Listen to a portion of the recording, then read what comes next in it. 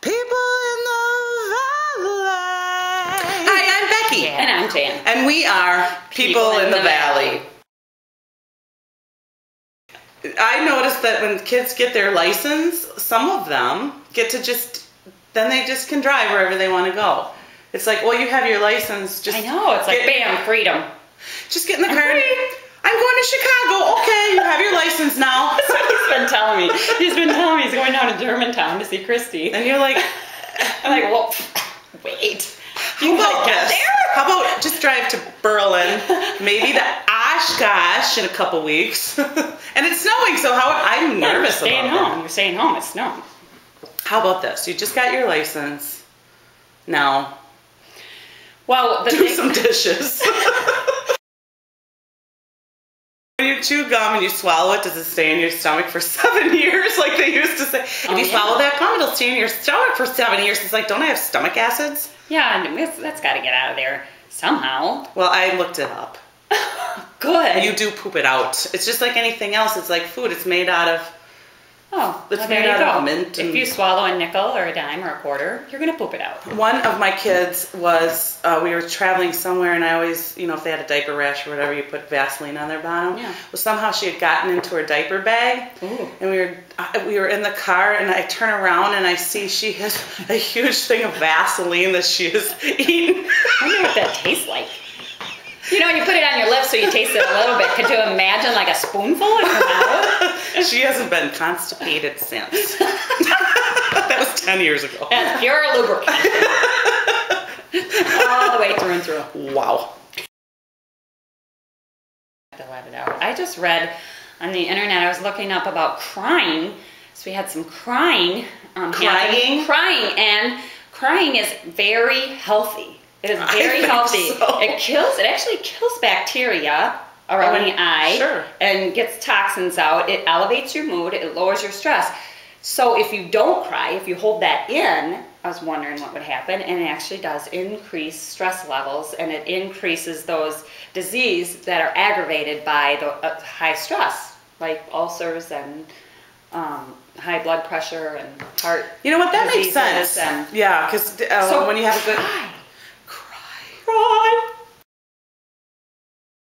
Oh yeah, you're crying like a little girl. You're throwing like a girl.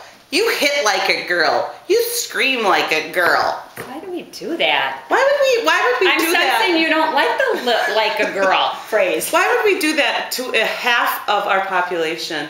First of all, to make boys feel bad if they have any kind of emotion or like any kind, and girls to feel bad because somehow being a girl is less than. Yeah. Why is crying like a little girl a good thing? Obviously, crying is a good thing. How about let's cry like a human being who has a heart?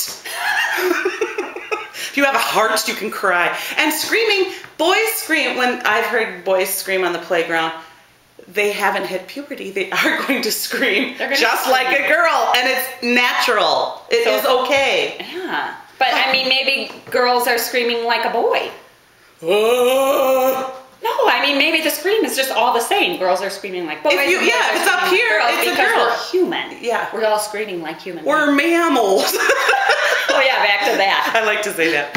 I think we should not use one part of our population to cut down another part, because we're doing harm to both of those people. Yes. Both parts of that population. So how about this?